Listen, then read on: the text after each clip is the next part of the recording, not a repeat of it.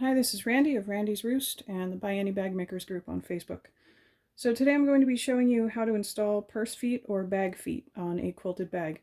I happen to be working on Buy Any's Ultimate Travel Bag 2.0, but I imagine this method will work pretty well for any bag made with similar materials like quilting cotton and soft and stable. So I've marked all the spots where I'm going to install my bag feet, and I have just a few supplies here. This is the kind of bag feet I'm using. They look like this. They have two prongs at the bottom, and then they have a second piece that looks like this. Okay, so I'm going to make my holes with just a regular seam ripper, and then I enlarge the holes a little bit with just a very sharp pair of scissors. And then a couple other supplies you'll need are a small square of fusible fleece for each spot where you're going to install the bag feet, and some glue.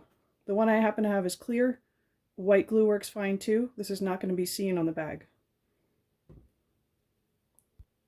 Okay, so the first step, probably the scariest step, is we're going to be putting some holes in our bag.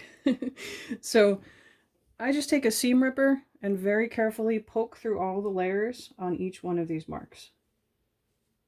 Okay, so it goes through pretty easily, and then I just use that sharp curve in the seam ripper to just enlarge the hole a tiny bit. And I'm going to do that for each one of the spots where I want to install my feet. Okay, once the slightly scary part is done, you're going to test one of these spots to see if the bag feet you're using fits in that little opening you made. Mine go in very easily, so I don't need to use the scissors. If you need to enlarge that hole at all, what I suggest you do is take the very tip of very sharp scissors and super carefully make the opening just a little bit more, just a little snip. You don't want to make it too big because then you run the risk of the bag feet just going right through the hole. Okay, so I'm looking at the lining side of my bag right here. So when I'm ready to install the purse feet, obviously I want these on the outside of the bag. So I'm going to reach around and put the purse foot in through this hole so the prongs come out on this lining side.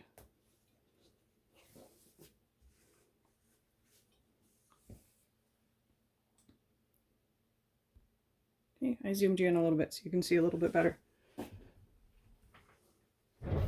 Okay, so at this point I'm going to take a little bit of glue and I put it just at the base of these prongs. This is just to prevent this from fraying. That was a little bit more than I intended to come out. It came out a little bit quick. That's okay. I'm just going to spread it around a little bit. Okay, now I'm going to take the disc and put it right over the prongs.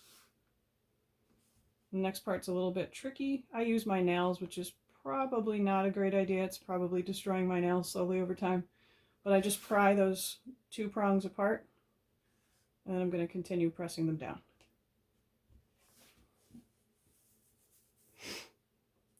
Okay, now at this point, you don't have to put the fleece on there. The reason I put this on for this bag is because I know there's going to be an acrylic base stabilizer sitting on top of these, and I don't want it getting all scratched up.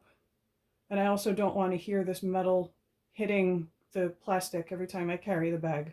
I have sensitive ears. I don't like when bags make noises. So I'm going to put a little square of fusible fleece over this now. And I'm just going to use my iron to adhere this. Okay, so the first one is done, and now I'm going to repeat those same steps to do the remaining spots.